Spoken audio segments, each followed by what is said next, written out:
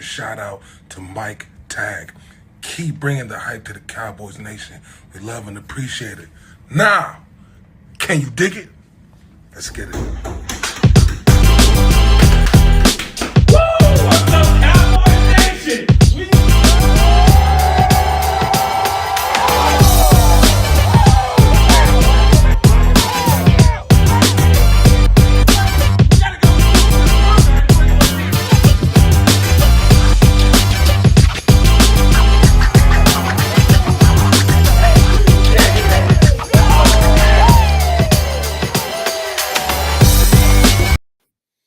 What is up, Cowboys Nation? We got a great show planned tonight. I got to make sure it's great because I got to drive up to Georgia tomorrow. So this going to be a late night for me. So we're going to make it happen. And we don't want to waste a lot of time. So, Kelly, you want to make the introductions? Yeah, we got an insider from Cowboys training camp. A guy that's there in the trenches covering it all. And if you are not following him on Twitter, then you're missing a good follow because this guy's bringing great content. Kyle Youmans, the DallasCowboys.com. Coming to the show to talk some Cowboys football and bring some content to you guys. Welcome to the show, Kyle, and thank you so much for joining us. Yeah, guys, excited to be here, and we need to get you guys out here, right? I mean, you're talking about driving up to Georgia. You need to just keep on going west and get out to Cali, and you got to make the Oxnard trip, huh? Is that trip worth it? I haven't been to training camp. I'm a season ticket holder, so I fly to Dallas and I go to the games and stuff, but I haven't gone that far west. Is it worth it? I think it's worth it. I really do. I grew up a Cowboys fan. So I grew up in Waco, but I had never been to training camp. I had never been to Oxnard or really any training camp, even back when they were in San Antonio. I never made the trip. And the first time I came out here was in 2021. So it was the year after COVID. And man, it's such a festival out here. That's what it is. It's a Cowboys festival. Yeah. And it is. It's really cool. I don't think you should do it like you could do it multiple times if you really want to, if you're just that diehard, but at least come once because you got to get out of the way. You got to be that close. And it's hard to find a better viewpoint of your favorite team than standing on the fence line, cheering guys on and having them within, just a couple feet of you. It's really, really cool. And it's great for the fans too. I see one of the comments says worth every second. I completely agree. It's a blast every year. Yeah, no, we're definitely.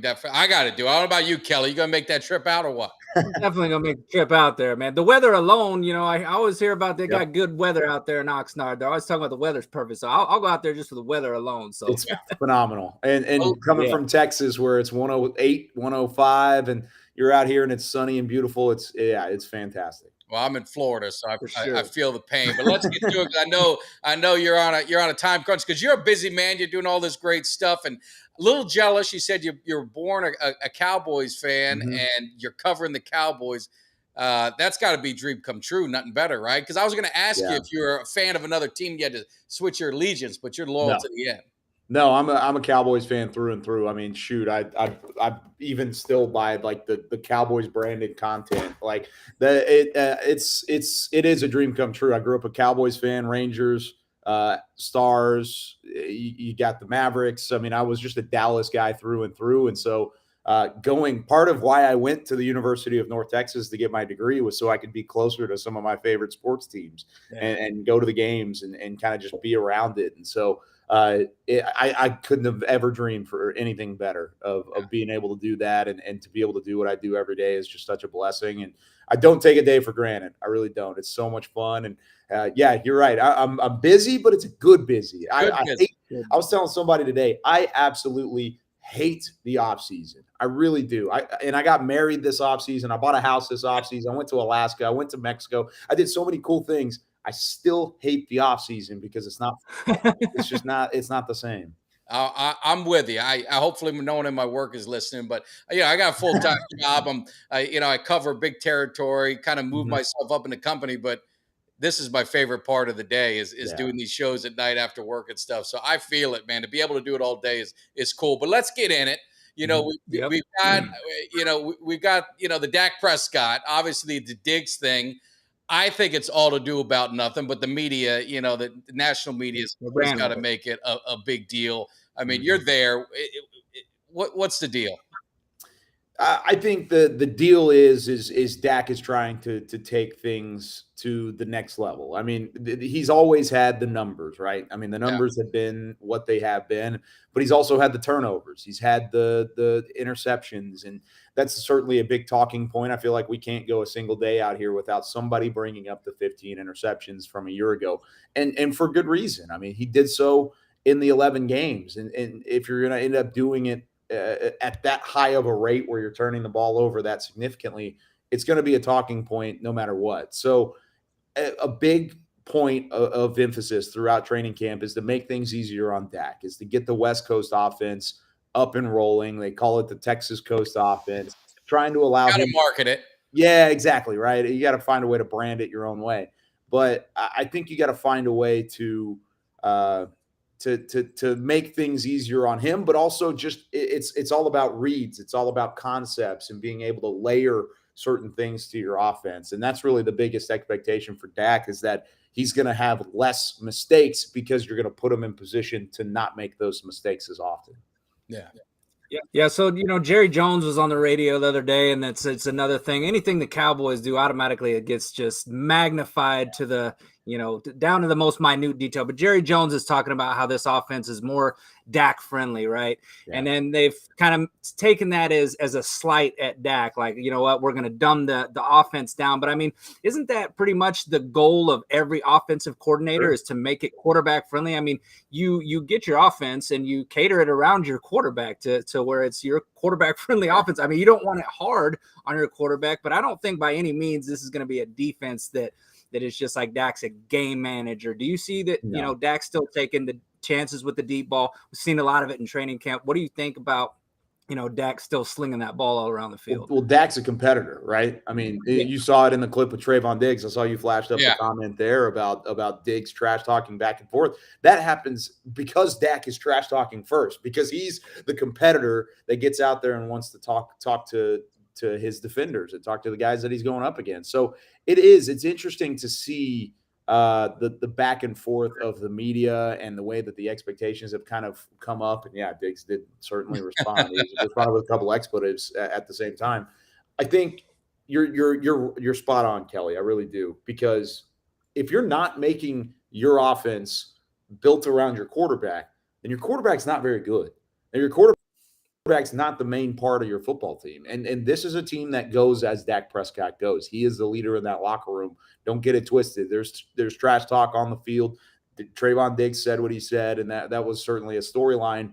But Dak is the leader in that locker room, and it's not even close. I mean, this is an organization that rallies around Dak Prescott. So yeah, if they're going to make things easier on Dak, that's a good thing. And I don't think you should knock a team for saying, let's make things better for one of our best players and one of our most important players, because he is at the quarterback position. And if you've got a quarterback you believe in, that's absolutely what you should do. And I think that's exactly what the Cowboys are trying to do. Yeah. And it's funny. And I don't know how old you are, so I don't know if I age you enough to where you don't remember the 90s, but Charles Haley had some things to say to Troy Aikman plenty of times. And Troy Aikman always said is you had to develop some thick skin around Charles Haley, because if he saw anything, any slight in you, he was going to tear you up. So, I mean, that's part of competitive sports. I mean, there's always inner trash talking.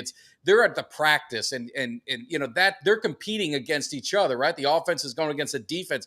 They're enemies almost. I mean, maybe I'm wrong, but that's the way I feel it. They're competing against each other all day. You're going to get tension. It's not like in a regular season game, you guys are all going after one other team. So it's almost, it's just a little different, but I don't know if it's a generational thing, but to me, it's all to do about nothing.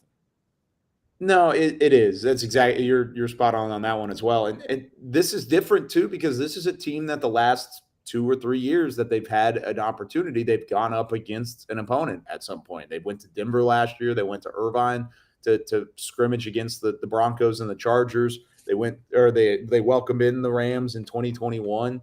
This is the first year under Mike McCarthy, at least without the COVID restriction bubble over the top of it, that they haven't gone and scrimmaged another team. So at some point there will be a clash from Cowboys v. Cowboys. It happens. I mean, look at Des Bryant and the calling out the cornerback saying, "You can't cover me. You can't cover me. You can't cover me." And then getting in it, and there's fights and fist fights like that all the time. So that's training camp. These guys are competitors. This is their livelihood. This is the pressure that's on them too, because this is a team that roster wise has a chance to make a run, and they know that. And so they're trying to take advantage of every opportunity they can. Absolutely. And speaking of a roster to make the run, missing somebody. So I don't know. Maybe you could help us out. Is there anything going to happen soon? Man, I wish I could say that's the case.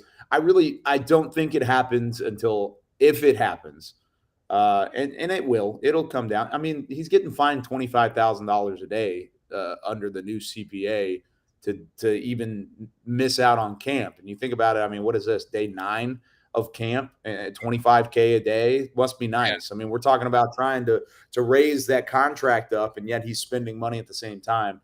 I bet you it would go after the first preseason game. If nothing contract wise gets settled, and right now, at least based off of the words from Jerry Jones in the front office, doesn't look like anything's really going to happen.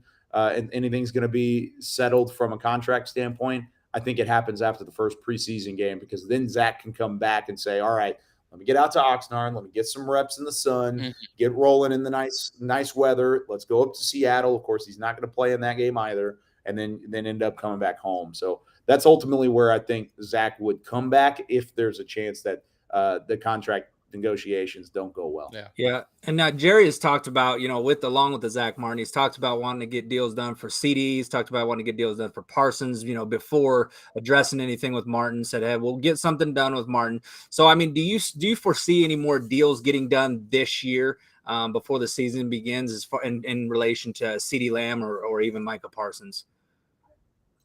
Honestly, I do. I think they do get a deal done. They've been very adamant about paying Parsons and Lamb. They got Diggs done, which is great. Got that out of the way. I thought that would be the hardest one to get done. And so the fact that they knocked that out of the ballpark, it's a good deal for Diggs. It's a good deal for the team. You keep him for the next 5 years. You feel really good about it. I think they could do something similar with a CD Lamb. Just get in front of it. Micah, you don't really have to do for another 2 years, because you have the 5th-year option as a first-round player. So he's not even going into the 4th year yet. You could pick up the 5th-year option going into this next summer, this next offseason, and then you can go from there. I think CD would be the next one to get done if they were to get something done. And I think there's a chance of that happening at some point through the preseason, because that's how they like to do their work. They like to come out here, see what they have, make a couple deals if you can, and then after that, you turn around and you make the big deal. And once you know that your contract situation looks okay, you don't have to add another offensive lineman, you don't have to go get another running back or something of the sort.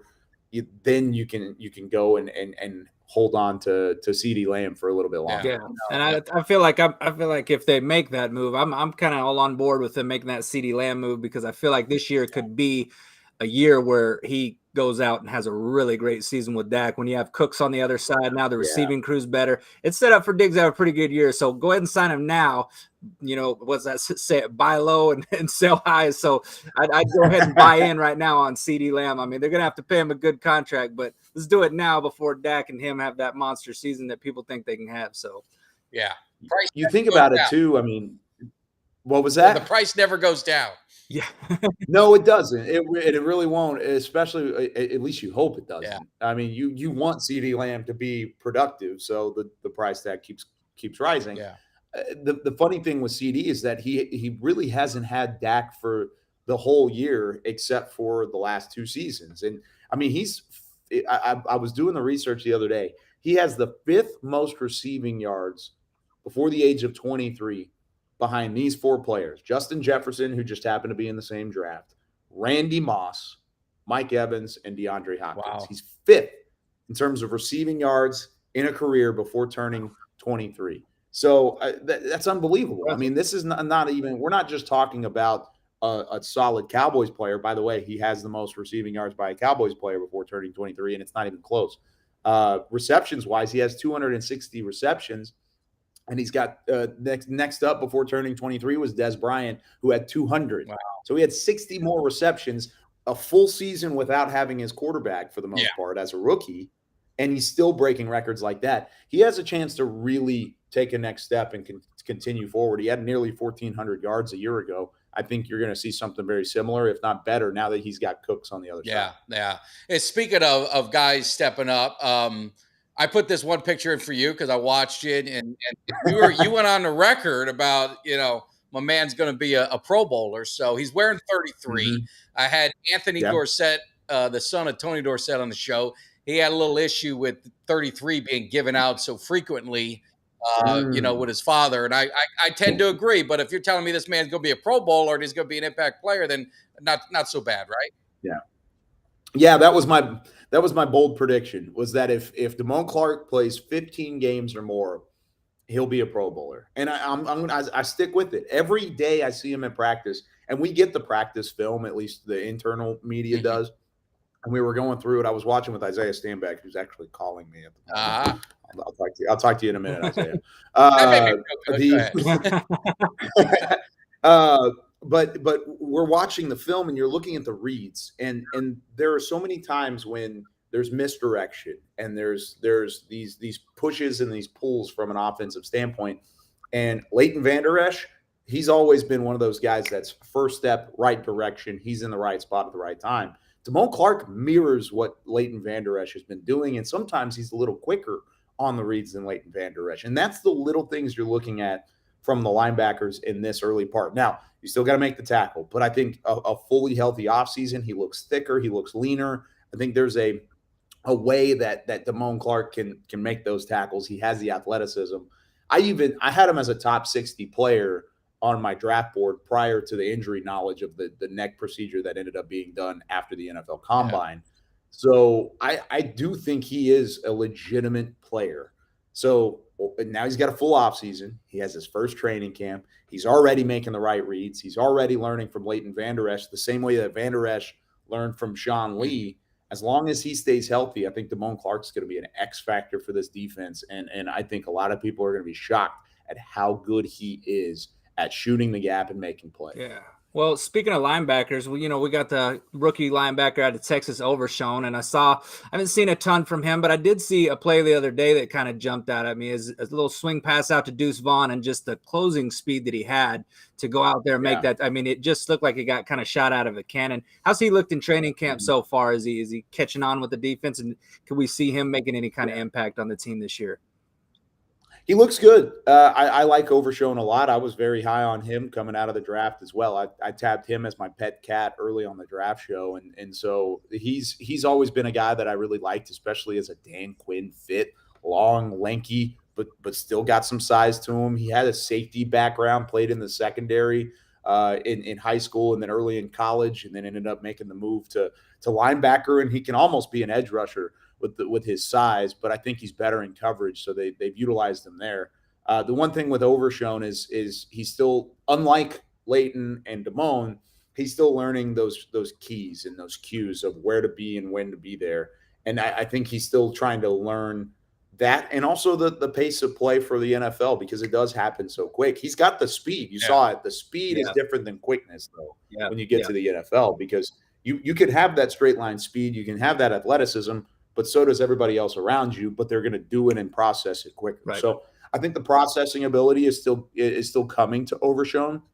And I think there's times where I've seen him in coverage where he's done a fantastic job. He's mirroring, he's in the hip pocket, he's staying jammed to the line of scrimmage. He's not allowing a whole lot of separation. But then there's other times where I see the tight ends and the running backs, they're open in space, and he's got to go make a tackle. Yeah. So up and down to start, but he's a rookie. He's 2 padded practices into his NFL career. I like what I've seen, and I still think there's ways that he can grow into it, which I think is a good news bulletin for Cowboys. Yeah, Nation. Yeah, and we had a couple questions and a couple things I want to get to, because I know you're going to be pressed for time. But Mozzie, you saw the video. He threw someone around, but then you saw him get thrown around by Tyron Smith. So that's just the nature of the That's Tyron Smith. Yeah, that's Tyron Smith. How good is this defensive line? I mean, they're saying it's. I compare again. I always go back to the winning days. So the '90s, they came in waves. It's just the second string was as good as the first string. I mean, you just kept throwing guys in there. Do you see something similar like that with this D line? No doubt. No doubt in my mind. I think this defensive line is loaded. I was down the other day covering, and I was trying to film a couple different things with the defensive line group as they were working with the dummy drills, and they were going and they were doing a lot of movement. I ended up posting one of the videos online, but I remember just thinking to myself, I was like, this defensive line group looks like the stormtroopers walking in, because they've got a ton of size, which is not unheard of from an NFL or defensive line. Size is welcome, but then you've got Mozzie Smith, Jonathan Hankins, followed by Dorrance Armstrong, DeMarcus Lawrence, Micah Parsons, Sam Williams. I mean, there's boom, boom, boom, boom, boom.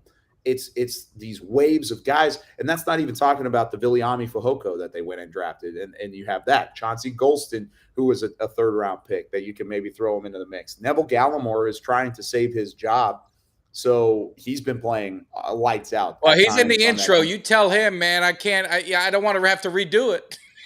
No, I agree. That's huge. You gotta find a way to keep the intro. I think he's fine. I really do. Right now, I think he's fine. He's had a good camp. He's shown some of the flash that we've seen throughout his career. He's got to find a way to keep it consistent, though. That's my biggest worry with Neville. And then Osa Odigizua. I forgot Osa Odigizua. Yeah. That plays to my point, though, is there are so many names, there are so many guys that you're trying to cover. You're going to forget about somebody. Yeah. I mean, somebody's going to leak open. Somebody's going to get free. And then even Leighton Vander Esch has been putting his hand in the ground. He's shown some edge rushing ability at camp this year. It's been really fun to see this group and just how deep it is. I don't think Mike's wrong whenever he's saying it's the deepest room that he's seen. It might be the deepest room he'll see in quite some time. Yeah. And Sam Williams, all right, real quick. Yeah, I think it's a shoulder.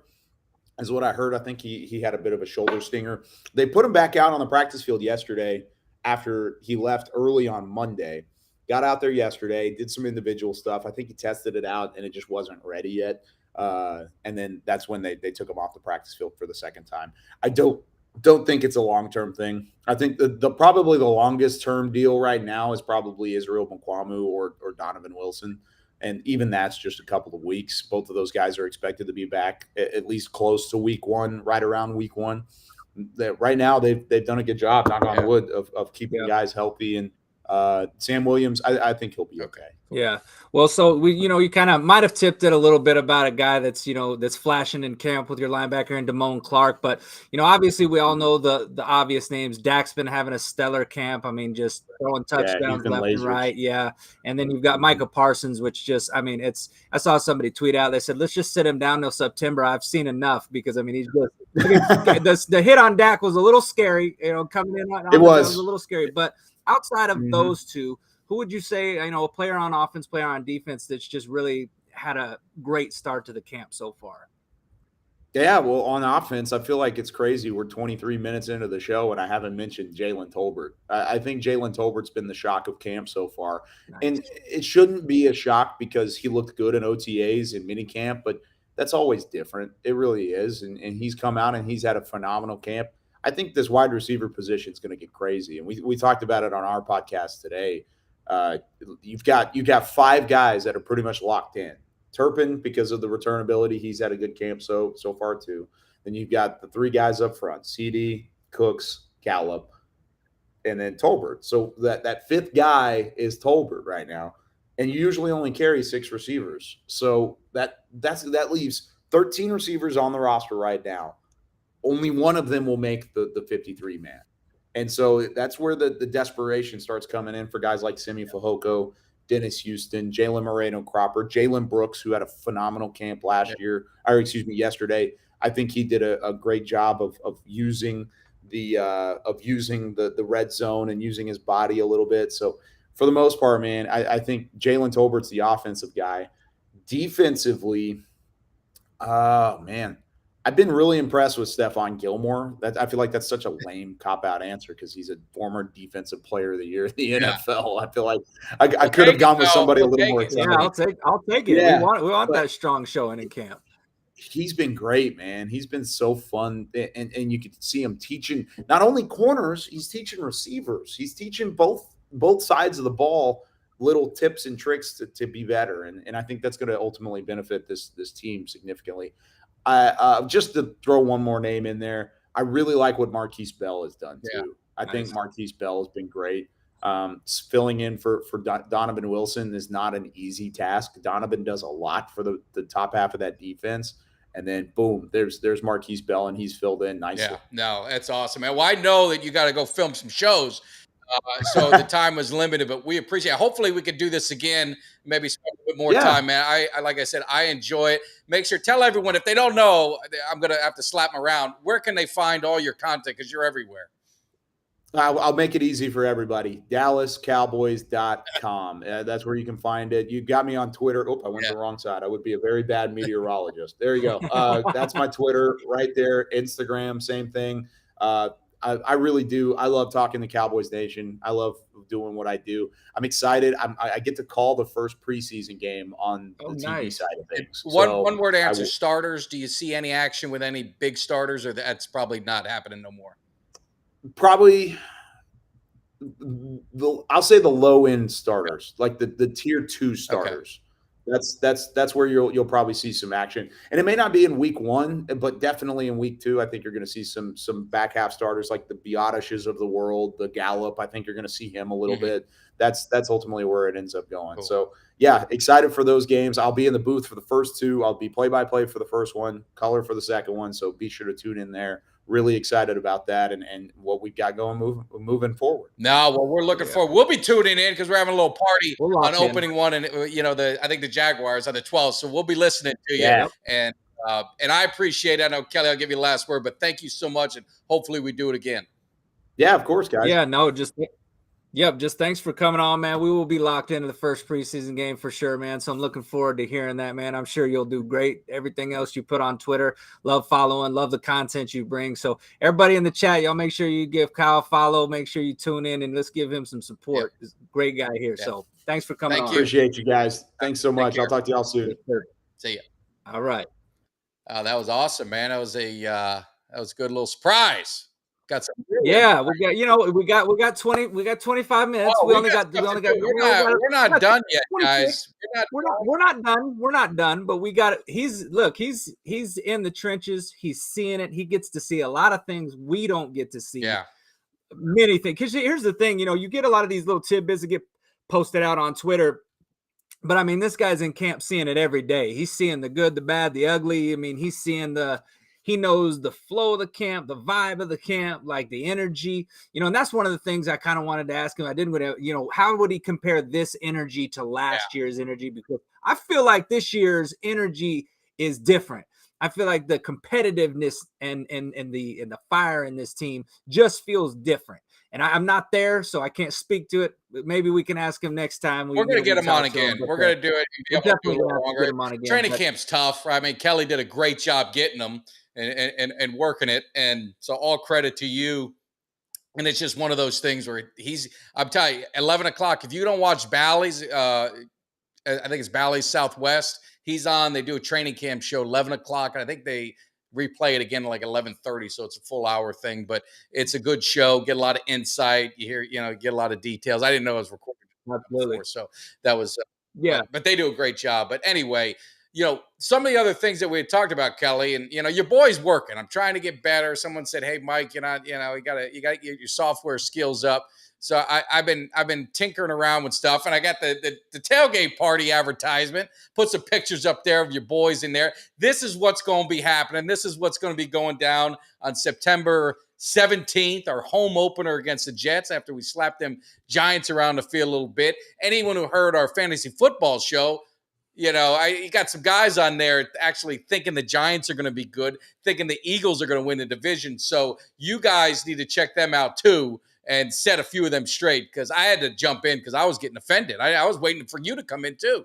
Man, I'm telling you what, man, I've been, for some reason, I don't know what it is, man. It's football in the air. A couple of Giants fans kind of came out from under the rocks they've been hiding in for the last decade and started talking about, how they were a threat to the Cowboys and the NFC. And look, man, I never like to dismiss anybody, man. I never like this, but I've been steadfast. I've been steadfast since the day he was drafted.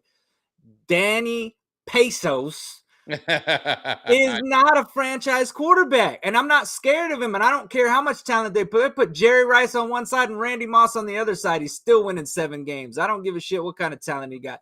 Because if you don't have talent at the quarterback position, the dude threw for 15 touchdowns last year. And I understand they said, well, he didn't have a lot of weapons. He's 15 touchdowns. 15. You could put fucking Cooper Rush on that team and he'd probably throw for over 50. Davis Mills. Wait, hey, Kelly, he lost to Cooper Rush. He did lose to Cooper Rush. He lost to Cooper Rush. And Davis Mills from the Houston Texans, who I would say probably had less talent than that. That dude threw for more touchdowns than 50. So Giants fans, don't come at me with that shit. Have your guy throw more than 1 touchdown a game before you come over here talking about what you're going to do this year. Yeah. And I saw, it's unfortunate. If you don't have Bally's, you don't have that service, I just say, just DM me. I got to hook up, take care, or Kelly. Or me. We both got the hook. I mean, listen, I will say that right now to anybody in the chat. If you want to know, we got the hook up on a service where you can get any channel in the entire nation. And it's a hell of a price. I'm on it. Mike's on it. Yeah. If you want to be on it, you can take advantage of it. Never miss a Cowboys game. Never miss Cowboys content. It's great. So shameless plug there. Yeah, we'll give him a shameless plug. Show some love. But no, the tailgate party is going to be happening. So make sure I talked to Eugene. A quick update. Maybe I'll give it to you, Kelly. Is I put the APB out for my man Eugene, our guy Eugene Lockhart.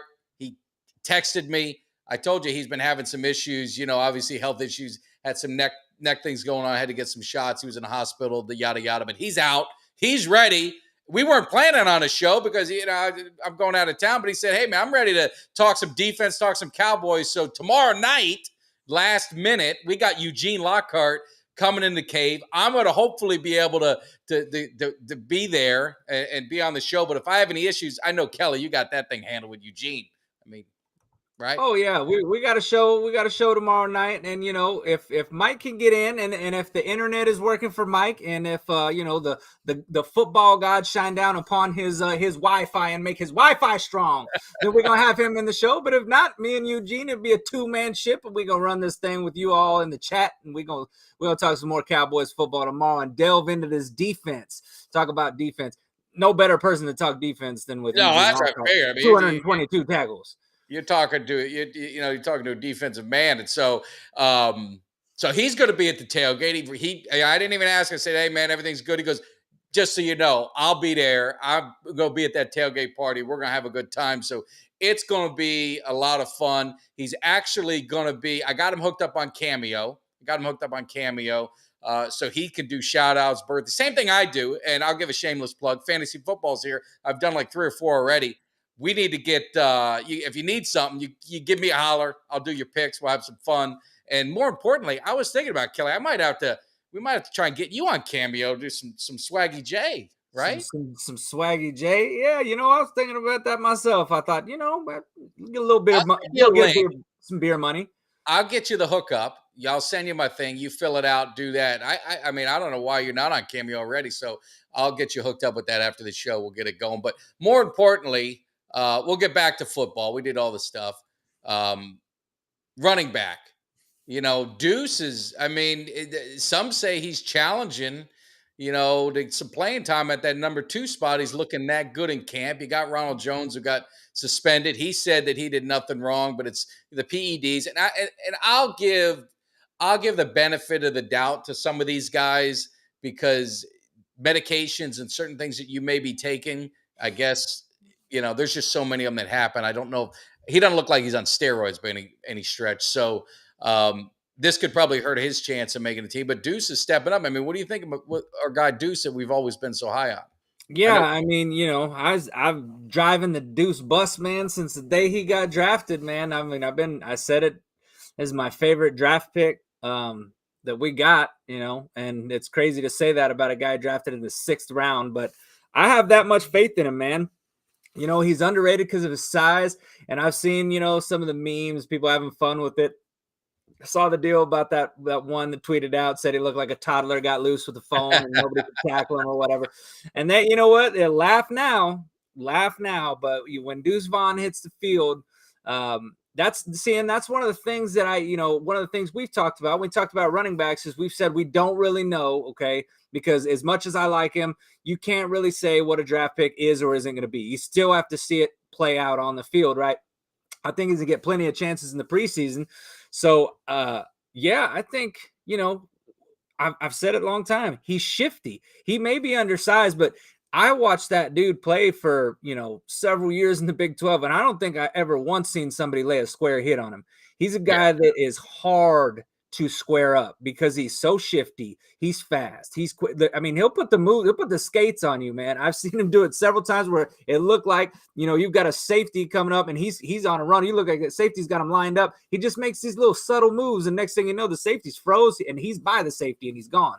So Deuce is going to be somebody to be. He's going to have an impact this season. I feel very confident.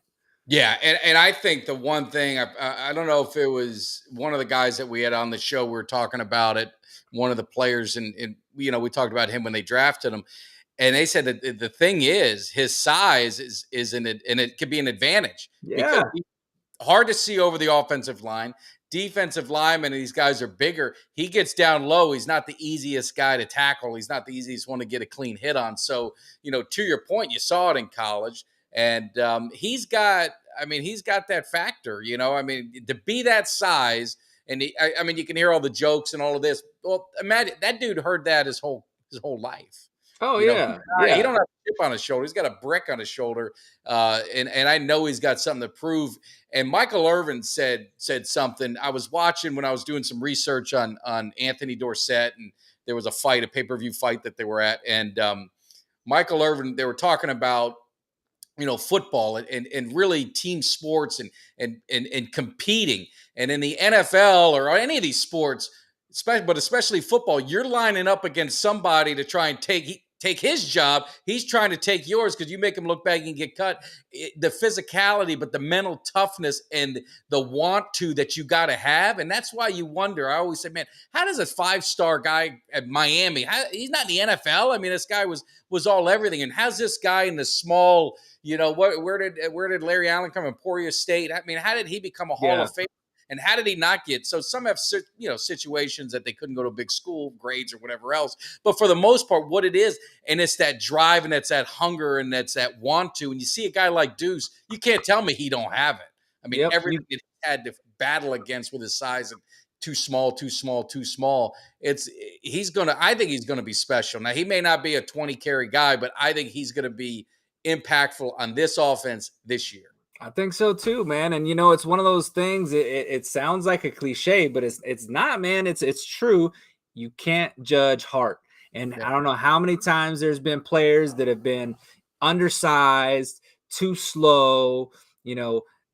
This guy didn't come from this. He didn't play against elite talent in college. Whatever you want to call it, they'll say that. But you can't judge a guy's heart. And my whole thing with Deuce Vaughn is I saw him do that against top tier college defenses. Like it wasn't like he was doing this in some JUCO school. It wasn't like he was doing it for like UCF or something where they're playing Troy and Rice and your schools like that. No, I seen him do this against Alabama. I seen him do this against TCU. I seen him do it against Texas Tech.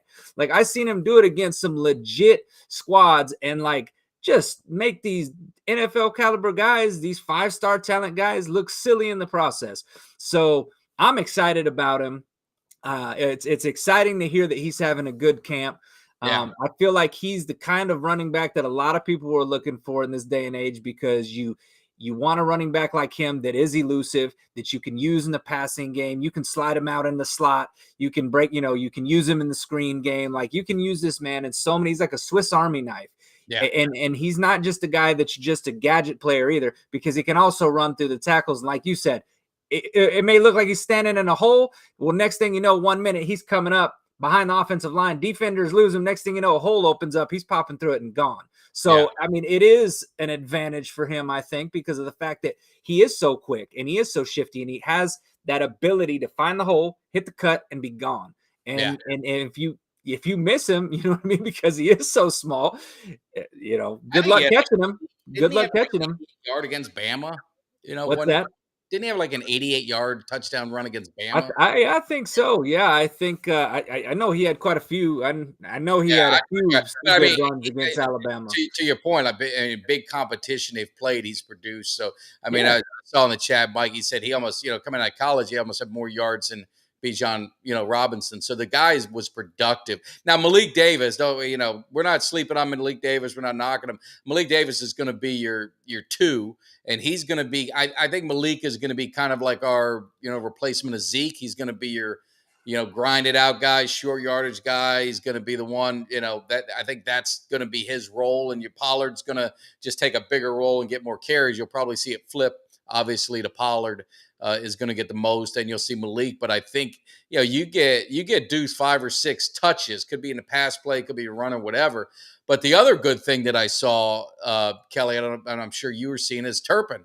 I mean, now we got some people with some imagination on offense. Is like, you got this weapon. Yeah. Why the hell are we getting him on the field and getting him some touches on Yeah. offense?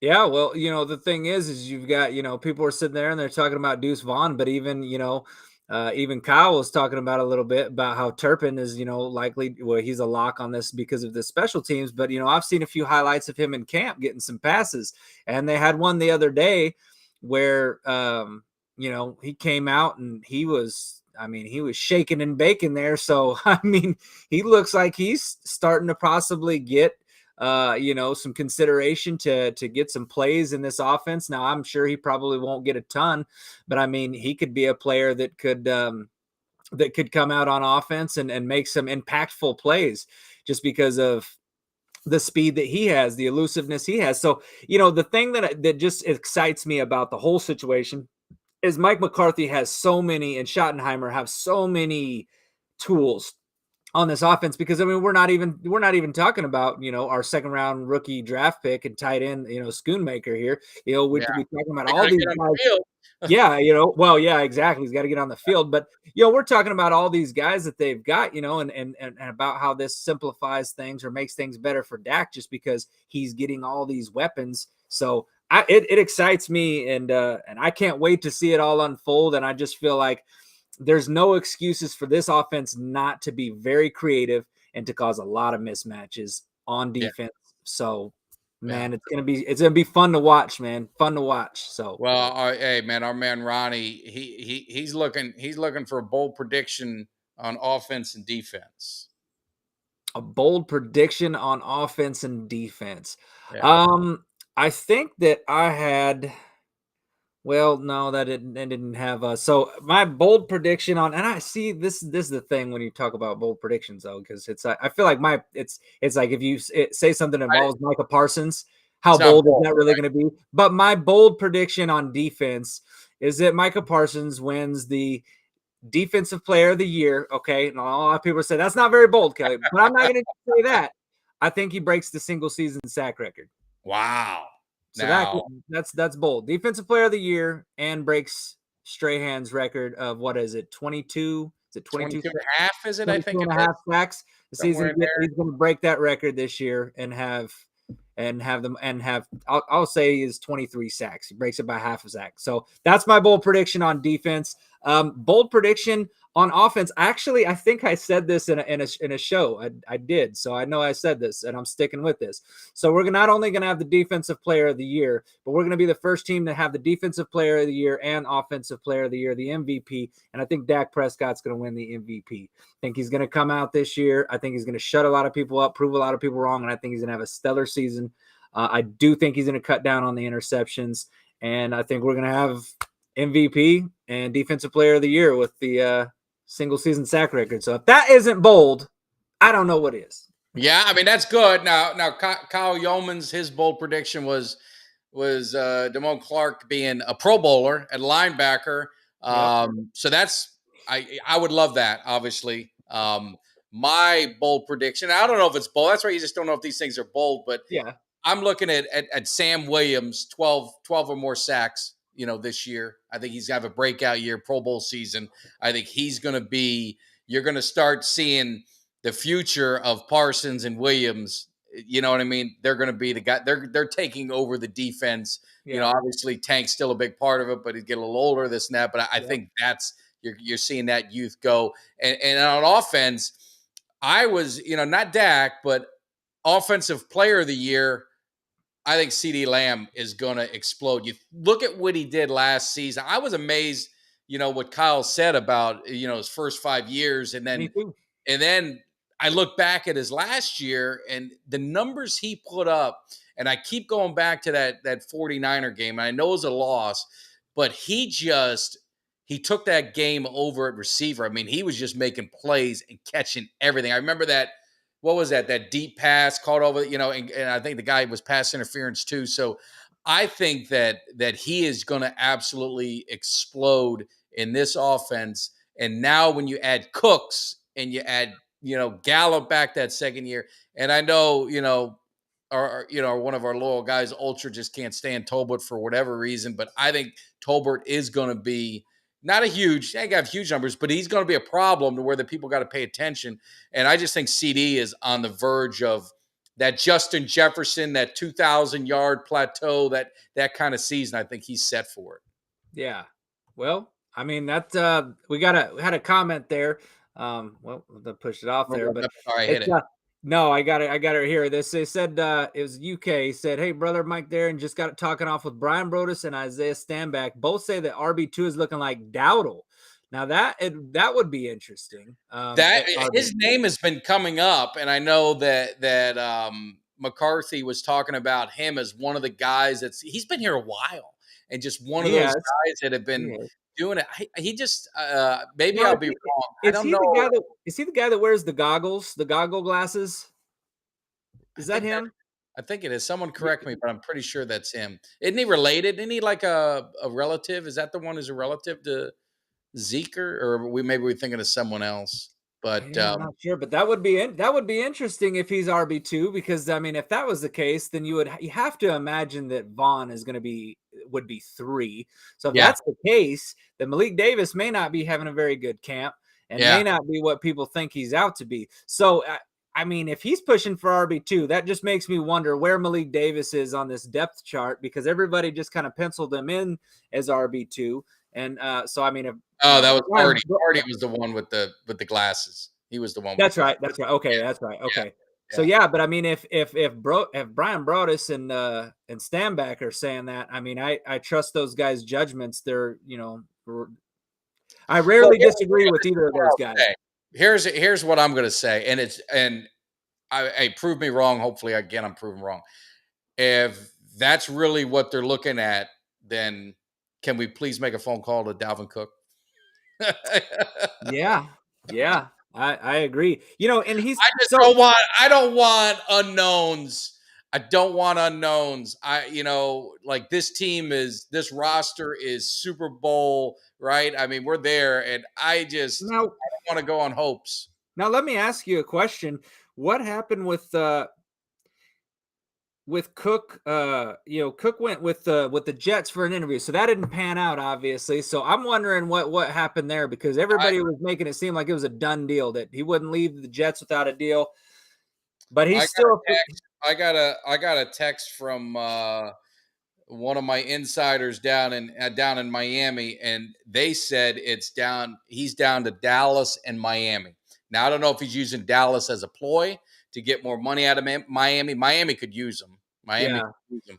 We could use him too. Well, if Rico Dowdle's number 2, RB2 right now, and they're leaning towards that, I absolutely think they should make the call to Cook. Absolutely make the call. Now, I'm not going to take anything away from Dowdle if he's having a great camp, but I'm sorry. I'm not rolling in with Pollard and Dowdle's my number 2. I don't know. Yeah. So, and I know Dalvin wants to come to. I know he wants to come to Dallas. He's put a lot of stuff, but it's good. It's going to be interesting to see what happens. But if you heard everything from Jones and from McCarthy, it doesn't look like they're going to bring in any veteran, unless they're just it's all gamesmanship, and it's you're trying to you don't want to look like you want someone so you can get it at the right price. But I think if the right price was there.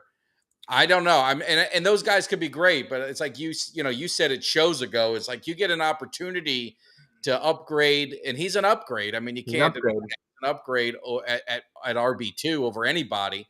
Why wouldn't you do it when your team is on the brink? You know. Yeah, yeah. Well, you know, and the whole thing about the Cowboys, you can't ever really trust anything they say, but man, there's so many times that those guys, they just can't seem to, you know, the Stephen Jones and Jerry Jones, they couldn't keep quiet in a funeral. I mean, they just talk shit all the time about things that they shouldn't say in public that they say out, you know, and they shoot themselves in the foot a lot of the times, whether it comes to negotiations with their own players or whether it comes to other people, you know what I mean? And it's just like, sometimes you wish those guys, I know that they get asked these questions. You don't always have to answer them though. You can just give a generic answer. So sometimes I hate the fact that they talk so much, but it's like, just, you know, don't really say anything, man. You don't need to say shit. So, but that's Jones's. That's not their style. So no, that just goes with the territory. They've always done it. So one of the other things, we've talked about it a bunch, just getting your thoughts on it. So Jerry came out with Jimmy Johnson, and you know, and about the Ring of Honor, and obviously, you know, he said what he said, but then he said something interesting. He said, "I've got other coaches that need to go in." And you know, I was trying to think of what coaches would you put in before Jimmy, and maybe so let's give him the benefit of the doubt, and let's talk assistant coach, every coach. I mean, would you put Norv Turner in over Jimmy Johnson? I mean, I don't see that. Would you put Wannstedt, who was I'm talking to the Super Bowl coaches. We love Dave Campo, 18 years. I mean, if you're talking about a coach outside of an assistant coach, you could say him 3 Super Bowls, whatever. But I mean, he would even tell you there ain't no way, not one coach deserves to go in before Jimmy Johnson, man. Barry Switzer, I mean, we had him on the show. We love Barry Switzer, but Barry Switzer would tell you that too. Nobody, and I mean nobody, bakes the cake like Jimmy Johnson. Nobody. You get out of, I mean, who? There's no way. There's no way you put any damn coach in before. I mean, not even him. I mean, look, there's nobody.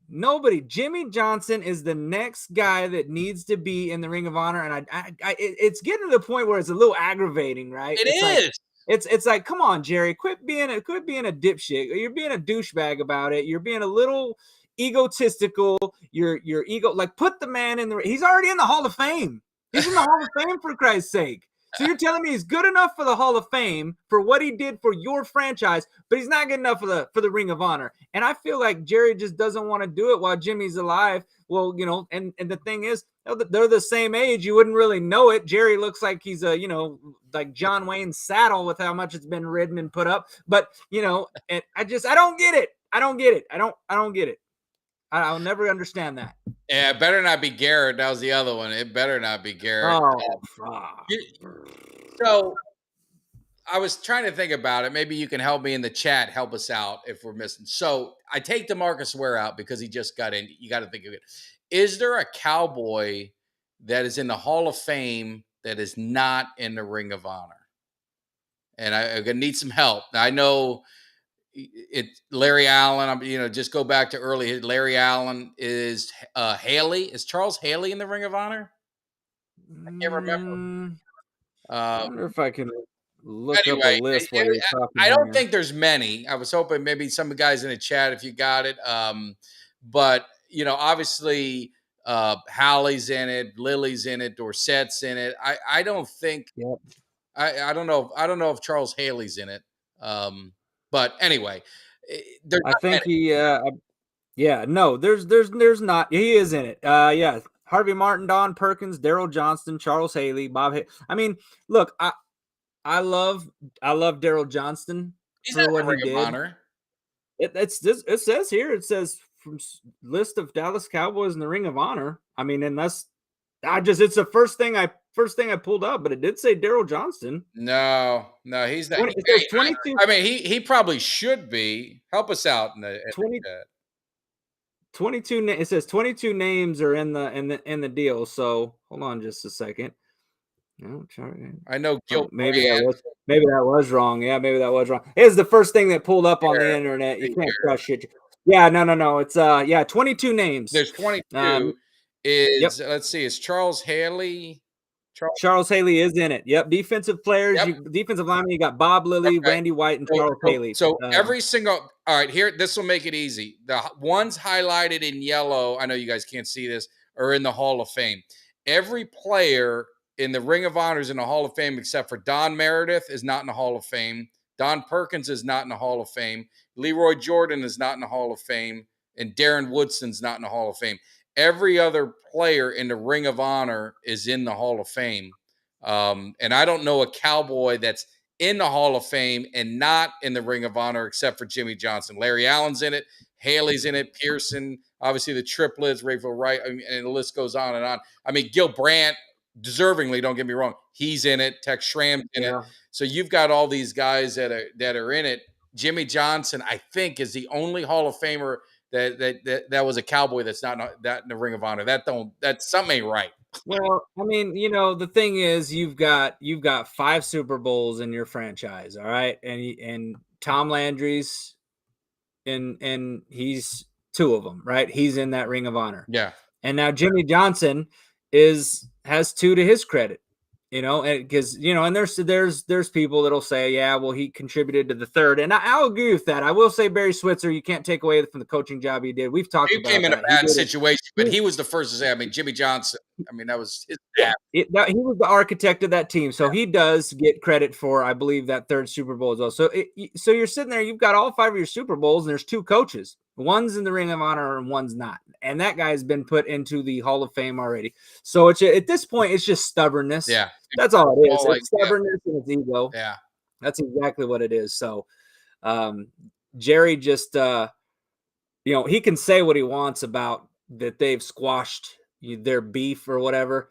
I don't think that he ever squashed it. I think he knows. I mean, shit, Jerry Jones hears how Cowboys talk about Jimmy Johnson. He knows how much we love Jimmy Johnson. He knows it. And I think there's still a part of him that's a little jealous that Jimmy Johnson is still the name. When you talk about those Super Bowls in the 90s, it's Jimmy Johnson, not Jerry Jones. There's nobody sitting there saying Jerry won those.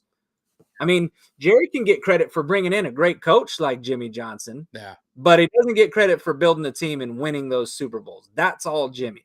So and I just Too Tall Jones to me I'm just going to say a little disgraceful. He's not in the Ring of Honor. He's not in the Hall of Fame, which is a surprise as well. But he's another guy. I mean, how do you say Dallas Cowboys not think of Ed Too Tall Jones? I mean, it just goes hand in hand.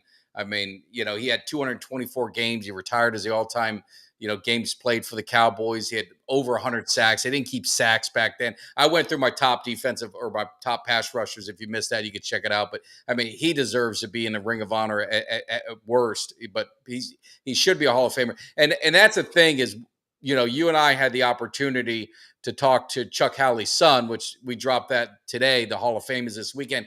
And Chuck is finally getting his just due, getting in the Hall of Fame. But what expense did it come to?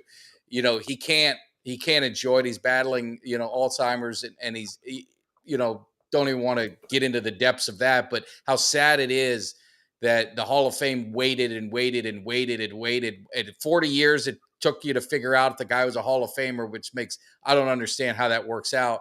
But could that happen to Jimmy Johnson? And it just seems so bad that, is he going to be here to, enjoy and be appreciated by the fans and get his moment in the sun? I was there when he got his Hall of Fame ring against Philadelphia Monday night, beat the hell out of him. You're talking about 100,000+ fans erupting, and he dropped that, how about them Cowboys? And when it erupted and Jerry Jones was sitting on the field with him, I think that was the end of it. He upstaged Jerry, and he knows the fans absolutely always love Jimmy, and they're always going to blame Jerry for that. Whenever they see Jimmy, until they get another Super Bowl, they always look at Jimmy, and it's your fault we don't have our 6th Lombardi in Dallas. Well, you think about this, right? Jerry Jones fired Tom Landry. And then he also ran out of town Jimmy Johnson. Yeah. So say what you want about Tom Landry, that he was, because there's a lot of people that say, well, Landry was on the tail end of his career. He was on his way out. We needed fresh blood, this or that, whatever. It worked out how it worked out. We ended up winning 3 more Super Bowls. But Jerry's responsible for firing the only coaches that have ever won him Super Bowl, that have ever won this franchise Super Bowls. He was responsible for finding both those guys. So, yeah, and I mean, you look back at Jimmy Johnson. I mean, he's just synonymous with the Cowboys. When you think '90s Cowboys, I think, I mean, outside of the play, I think Jimmy Johnson though. Honestly, Still, he's the name that comes to mind. He was, he was just as big a celebrity as the players, really. I mean, see him on the sideline, man, wearing, and I mean, I love Jimmy. He it was was the is a great identity of coach. the franchise. I mean, when it He looked was, at the yeah, franchise, looked and the way they were, it was Jimmy Johnson. And yeah, where we'll get in before Jimmy Johnson in the Ring of Honor. Why? I yep, guarantee it. and you know what? The thing is, Jimmy Johnson's hair never has moved from the time he became head coach to now in the booth with Fox. His hair's never moved, not at all. Yeah. Yeah. And the thing I would say, it said Landry's style would not be able to adapt to today's NFL. But the thing you got to understand about Tom Landry, he evolved. And if he was the coach today, obviously he's too old. If he was a He'd coach evolve. in this era, he evolved. He was an innovator. I mean, look at what he did with the flex defense and the shotgun and and changing every. I mean, he evolved as the game progressed. So those legends are going to be successful in every era. It's no different than when those certain guys. Tom Brady. Now, he wouldn't play as long. Let's just be real about that. He would be a winner in the 80s, 90s, 70s, 60s. All these guys, those special ones, it don't matter. I mean, they're Yeah, they're legends for a it, reason. And yeah, that's and I think with Tom Landry, I mean, he just got 29 years he was the coach. I mean, usually it gets a little stale, and I just think that was, his time came. Unfortunately, getting fired on the golf course or wherever it was as a little kid. I just remember him cleaning out his office and a little box with all his stuff in there. It was kind of not the ceremonious way that you'd love to see someone go out, but it's a cold business, as Eugene Lockhart said. it is, but it's just one of those things whenever people talk about this guy couldn't do it in this era or this guy couldn't do this. I don't ever buy that. I think the great ones will never. What makes them great is their work ethic and their heart and their talent, because those guys refuse to be outworked. They refuse to be outcoached. They refuse to be, whatever it may be that made them great would make them great in any era. Because, people talk about the athletes now today, they're faster, they're more physical. Well, they're like that because of the science behind it now. Because think about all they've got the diets down. They've got, everything, nutrition down to a science. They've got what you put in your body. They've got these nutritionists. If the guys in the 80s and the 90s had that now, they would be just as good. Emmitt Smith would have succeeded in any era. What I mean? So for people to say, wow, well, this guy couldn't succeed in this era, this guy, no. If you're great, you were great for a reason.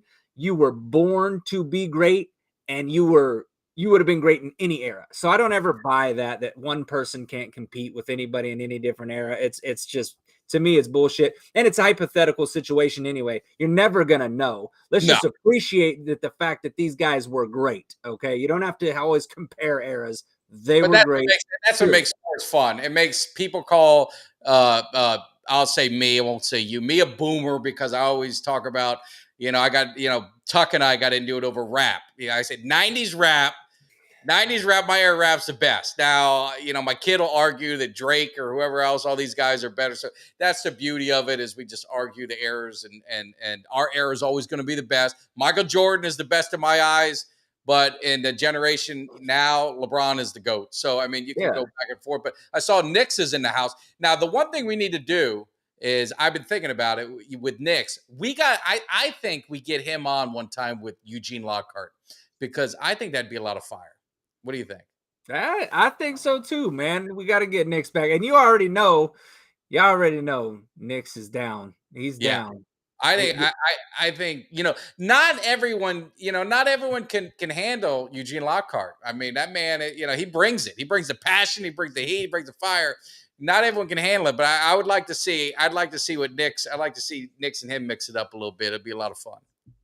I think so too, man. We gotta make that happen. That's a hell of a panel right there. That's four horsemen going on Yeah. right there. Now, we might be here for 6 hours. I mean, Nick's does them shows. I mean, Yeah, I love it. I can talk some Cowboys, but that man takes it on another level. And if you're not watching, his podcast, you guys definitely, I'm sure everyone on here is subscribed to it. But if you're not, with Pick Six Sports, uh, make sure you look him up. I think it's Pick and the number six, right? Make sure you guys look it up yep, and definitely give him a subscribe. He's awesome. But yeah, we're gonna make it happen. You hear me? You hear me, Nix? We're gonna make it happen. We're gonna reach out to you on that's one of these right. weeks. We got Eugene, so we can have a lot of fun.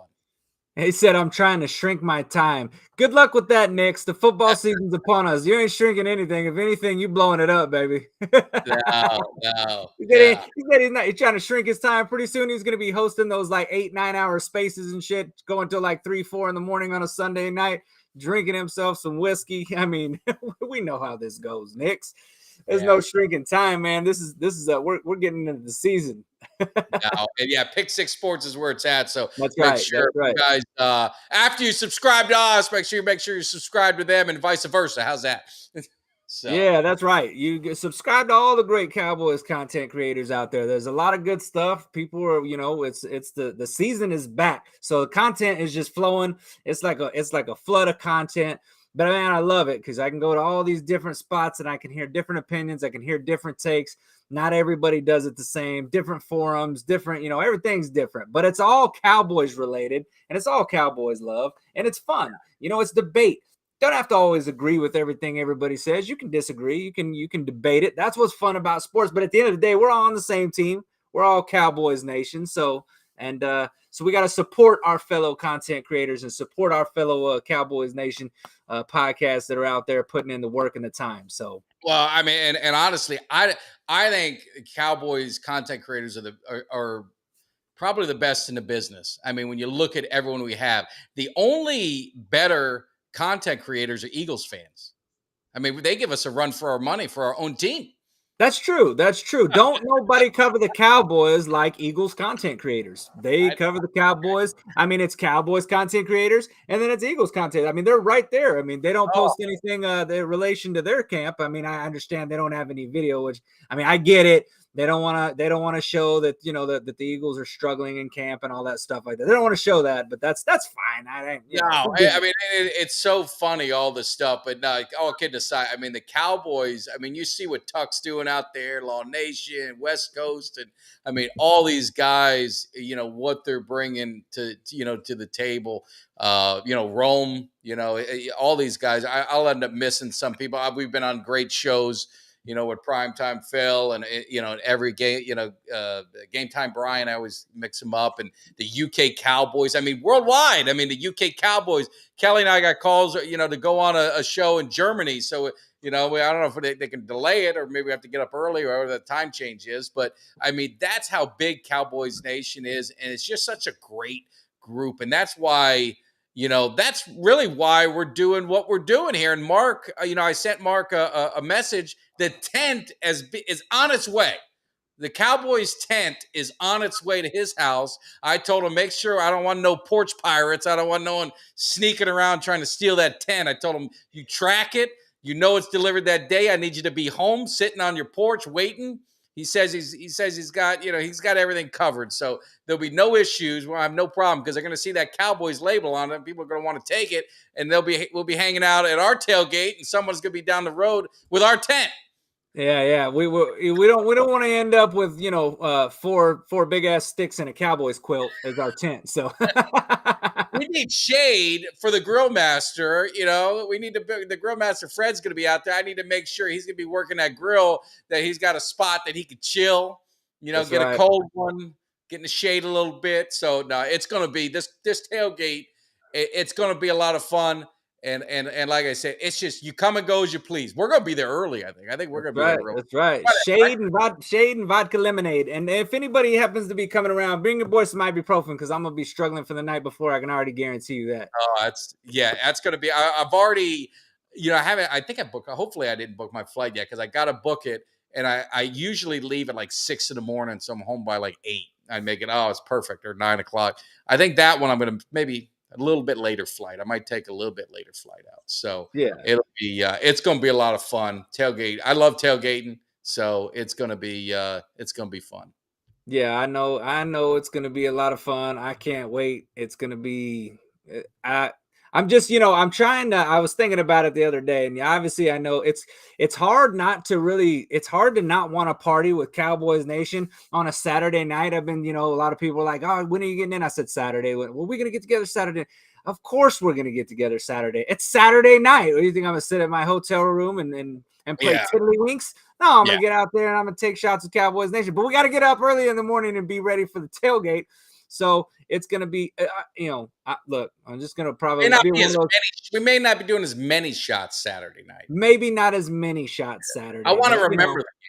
we'll remember. See, that's the thing though, and I may take my majority of shots Saturday so that I don't take a ton on Sunday. Nah, who am I kidding? I'm gonna take shots every day.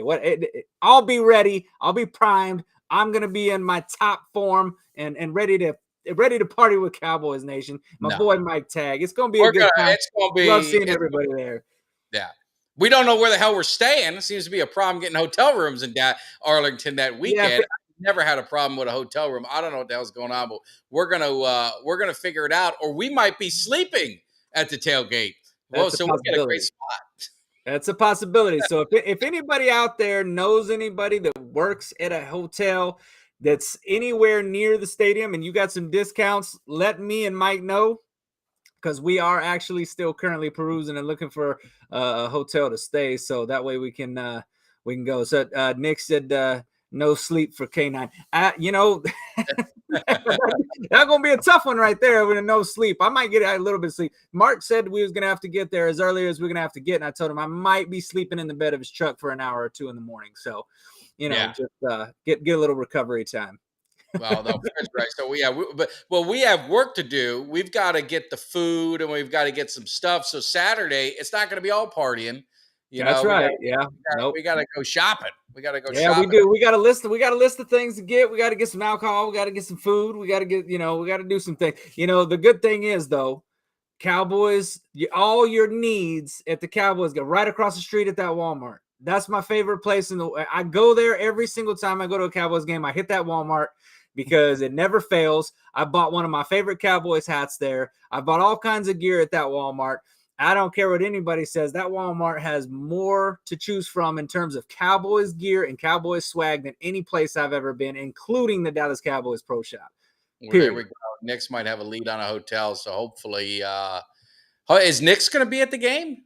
I feel like he's always at it, isn't he? At every game.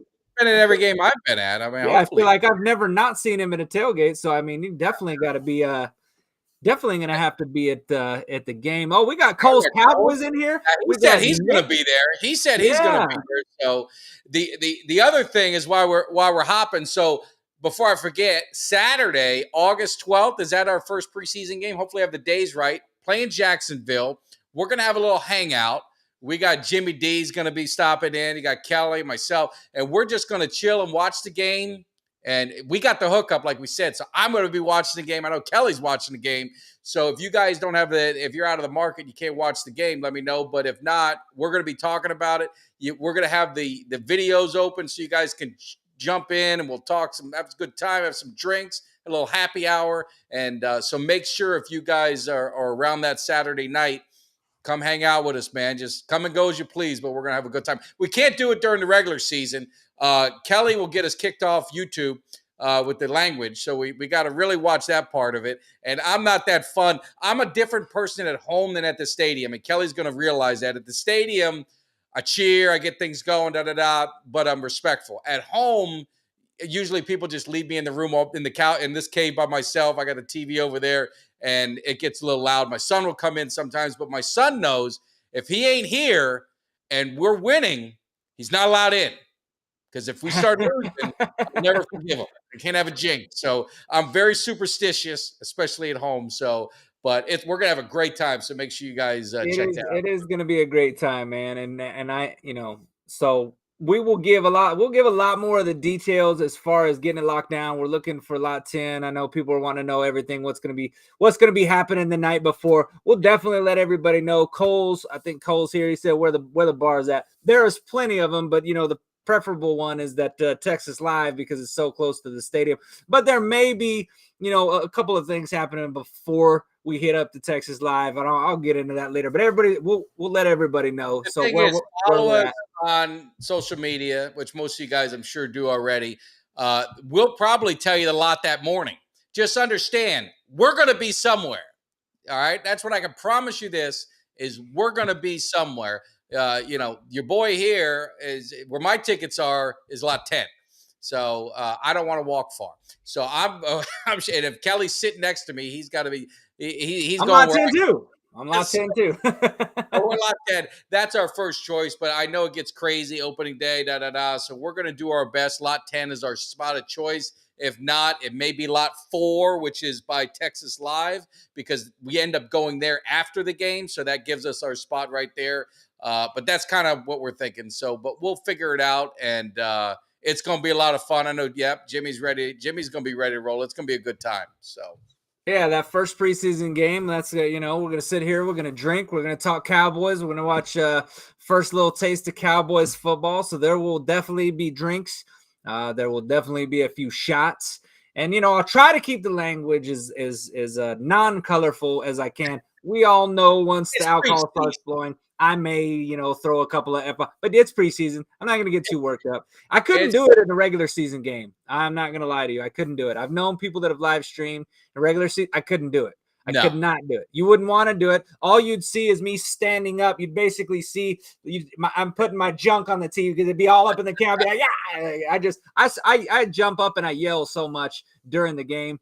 Yeah, I'm loud. My kids can tell if the Cowboys are winning and losing by the tone of my voice and by the way that I'm yelling. They know. I would think your neighborhood would know if the Cowboys are winning or losing.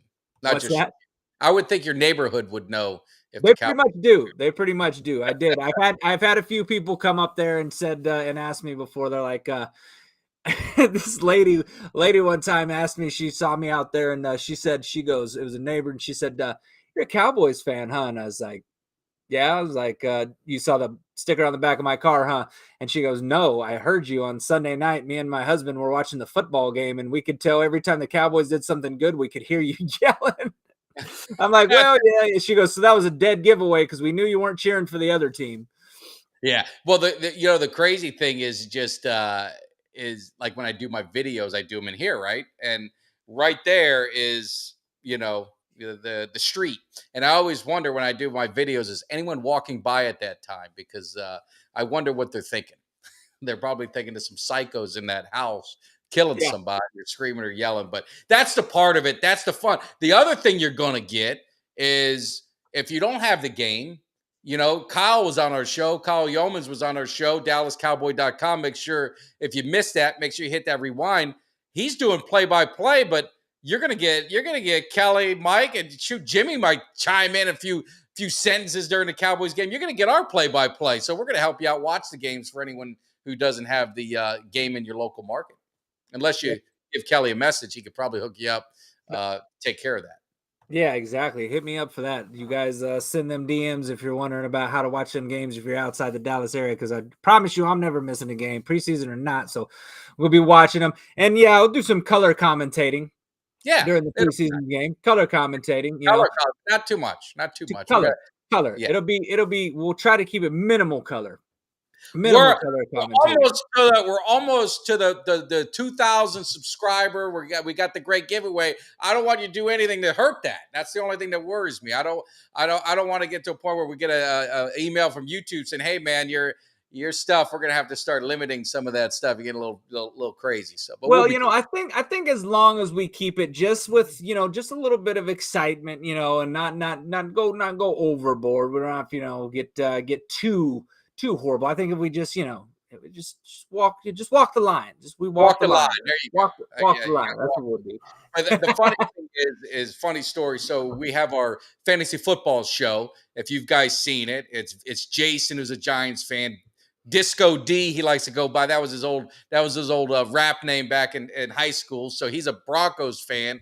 And you got Mikey as a Cowboys fan. You got Vince as a bandwagon fan. So you've got those four guys doing a fantasy football. So I gave him the pep talk. I gave him the Kelly talk. Now all of us work together, except my son. He lives here. But all of the rest of us work together. And I gave him the pep talk. I said, listen, they're like, can we cuss? I said, well, you could say, you can say shit, you could say ass, but the mother this and the app that. I said, that you can't do. You gotta, if it slips, it slips, but just don't make it a habit of doing that. So go back after I gave him the pep talk. I beg you guys, if you want to laugh your ass off, if you don't want to watch the whole show, don't watch the whole show, but go back and watch just 30 seconds in when the show starts. You'll see one of the guys I gave the talk to, his camera. He was on his phone, so I remember MC. It happened to her where she kept hitting the button and because she was getting a text message. Well, he thought the camera was off and he got kicked off. And he goes on if you guys ever remember the reporter went on a tirade on camera. He went on a tirade thinking he wasn't on camera, but he was on, and it was pretty funny. So anyway. Definitely. It's funny that it reminds me a little bit of the Happy Gilmore when he's on there and they're telling him to tone it down. He freaks out on camera talking to the ball. Yeah, you ball, you ball. Like one of them situations. Look, I try to watch the mouth. The only time I get passionate is when we start. Somebody starts trashing the Cowboys, and then it gets a little bit. Otherwise, I can keep it under control. Now, out at the. At the tailgate, we're drinking a lot. I don't have to worry about it then. No, that's completely unfiltered, y'all. So we don't have to worry about getting that comes with the territory. Oh yeah, for sure. But no, I know YouTube can be shit. It happened to me on TikTok. I was on TikTok one night, and I went live, and there was, surprising to me because I'd figured, I don't have a ton of followers on TikTok. I figured, there's, maybe 16, 15, people going to be in it. Next thing I know, that live, I don't remember when I did it, what day I did it. I just remember doing it. And there was like 150 people in that chat, just going.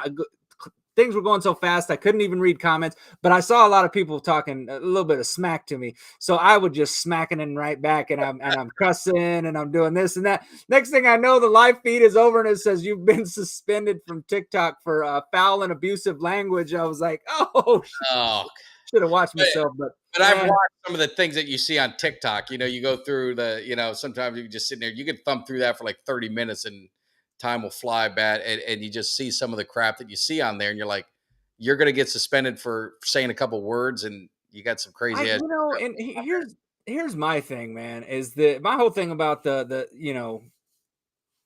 if I'm not saying things that are like harmful to somebody else, or like, if I'm throwing a few F-bombs out there, and we're all grown people. So who are you worried about on that? Who are you really worried about? Because if you're sitting there and telling me, well, we don't want kids. It's not even a kid friendly app, because I've seen some of the stuff that's on that TikTok. I've seen some of the stuff you can watch on YouTube. So if you're going to sit there and suspend somebody for using some 4-letter words, even if they're getting thrown around a lot, like, I don't know, man. To me, it's silly. I think they've gotten a little too PC on all those apps, whether it be YouTube, Twitter, Facebook, all of them. It's crazy. I think back, and we can get off subject, but I think back, like, I grew up in Miami. And that's why I think I'd put a picture of 2 Live Crew. So I grew up in South Florida, and I would have been, when 2 Live Crew was big, I was still living in my first house. So I had to have been maybe 10 or 11 years old, and my brother and I would record because they'd only play rap music after midnight.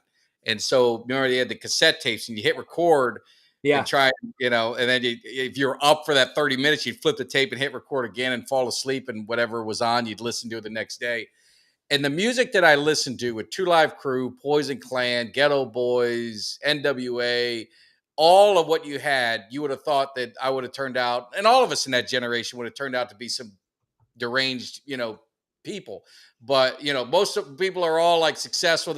So I guess what I'm saying is, like, the music and words, that's not going to make you into something. Like, I listened to, they were sexually explicit. I didn't go do anything to women or dehumanize them, anything like that. To me, it was common. and we just used to laugh about it, like the songs and the lyrics, like how the hell they think that up. So that's what I'm saying, like words, and like what you're saying. I know maybe I'm getting off key, but it's words. It's not going to change anyone's life. It's not going to change your kid's life. I hear my kids when they don't think I'm listening. They say a hell of a lot worse stuff than Yeah, no, So it's just I don't know what big to do about words. It just me, never me understood. neither. Yeah, me neither. I feel the exact same way. The only time that I find myself putting a little bit of a filter and watching myself, and I know plenty of people that don't, if I'm at a sporting event and I know there's some young ears around me, I'm not going to sit there and throw the F-bomb around. Like, I'm going to yell and still be rowdy and still, yell for my team at the top of my lungs. You're definitely going to hear me if you're sitting anywhere near me.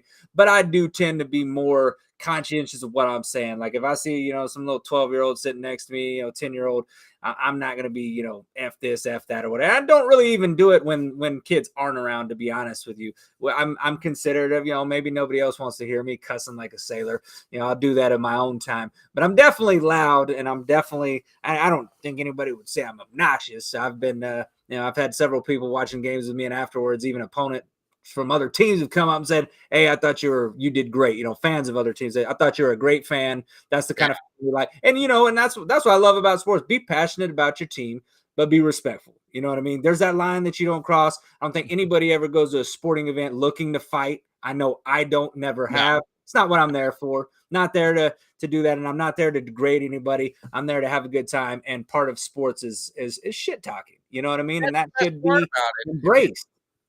If you dish it out, you got to be able to take it, and that's my thing. Is like I've never dished it out to an opposing team, like a fan that I never started. But if they want to start cracking, on me and on my team, if the tides turn, it's going to come back at you. So you just better be ready, and that's all. It's all in fun, and some people like it, some people can't take it, but it is what it is. Then shut your mouth, and you don't have to worry about it. So, but anyway. Yeah, we got on a little. We get on these other tangents that we do outside of Cowboys. With the Cowboys, are you like the videos? There was I forgot. God, I forgot her name. I can't help it. But anyway, good follow on Twitter. She's like, man, I'm just ready for the season to get started. And I'm like, I've seen enough of these clips, enough of this practice, enough. I mean, I'm ready to get this season started. I mean, are you tired of? Are you kind of sick of all these little video clips?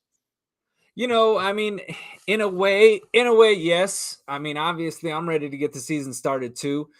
But I'm just right now. Honestly, I'm just savoring it because I'm that hungry for competition, for football, for the physicality, for the fire, and I love to see it because this is the time of the year where championship teams are built.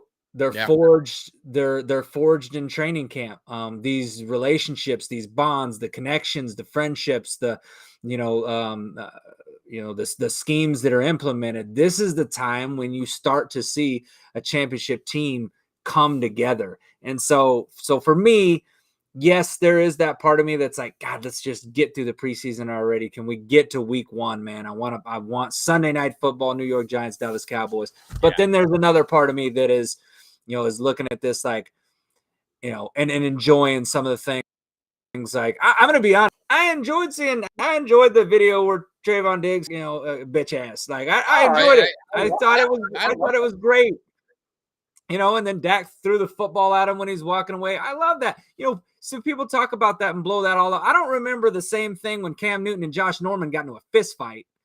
I mean, because that was a cornerback, not cussing, not insulting, but punching his quarterback. Those two came to fist blows. We're throwing fists at each other. So, I don't remember that whole being Josh Norman don't respect Cam Newton. No, it was, these guys are passionate about it. Both passionate dudes, but it's because it's a Cowboys. They want to find some weak ass narrative and say that, Diggs doesn't respect Dak Prescott. That's a load of shit. I mean, it is. I guaranteed if you every single person on that team will point to Dak as the leader, the unquestioned leader. Yeah. So I'm not worried about that one bit at all. I love to see shit like that. I really do. No, I mean, without a doubt, I live for those kind of moments. Yeah, absolutely. And I mean, it's anyone who's competed, I mean, you have those moments like we talked about with is those guys. They're on different teams right now because that's what they're not playing against anyone else. They're playing against each other. So you're gonna get the frustration.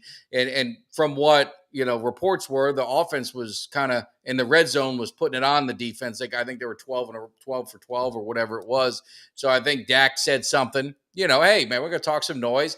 And then Diggs, retaliated, which that's what you're going to do. I mean, that's competition, that's teammates, that's the whole thing, and it's where you bond and you get that brotherhood of a team. And football to me is the ultimate team sport. And our man Steve, my man from the U, he said he doesn't get excited until January. Man, I don't know about you.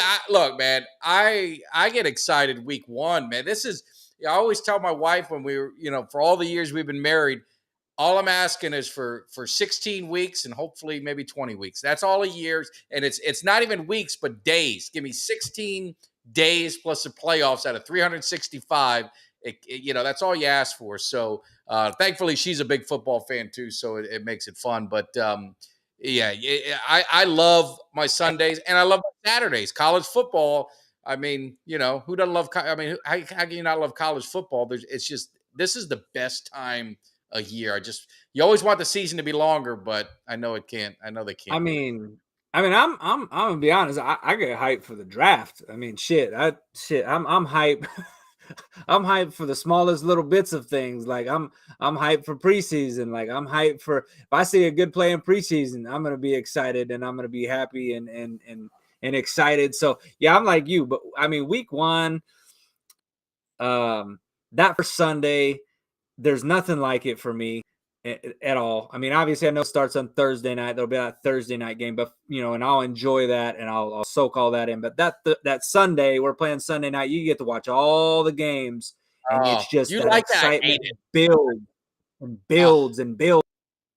Well, because it drags out so long and it feels like it takes forever, and then by the time your game comes around, I'm a ball of nerves, man. Yes. I've got I get like butterflies in my stomach and my heart pacing a little bit quicker. Like it's just something about football, man, that nothing else does that. Some people get into all kinds. Everybody has their own things they get into. Football is my drug. That's my shit that I live for that. Whether it be, college football, yes, but NFL, Cowboys football, that's it for me. I mean, I'm all in. Yeah, all in. No, I just think it's I hate, and we're always on Sunday night. We've been on Sunday night, I think opening day, except last year. Was it last year we were Thursday night? But we're always a prime time game. So the wait, I hate the waiting. It's that Tom Petty. The waiting's the hardest part. I hate the waiting of all day, and then you got to go through the game. So I'll be honest with you, like sometimes I won't watch a game. Like if Dallas is on at night, I will casually watch maybe the morning game. I'll have it on, but I'll putz around because if I sit there and just sit in that chair and I won't be able to take it anymore. So that's what I kind of do. If Dallas plays at night, I'll just kind of kill some time and make it so it's not so stressful, because that first game is just like, I can't wait, man. I'm ready to roll, man. I'm getting crazy. It is, I think for me, what helps me get through the waiting part of it is I'm a big fantasy football guy. So I've got every year I'm always like, you know what? I'm only doing X amount of leagues this year. That's it. I'm done.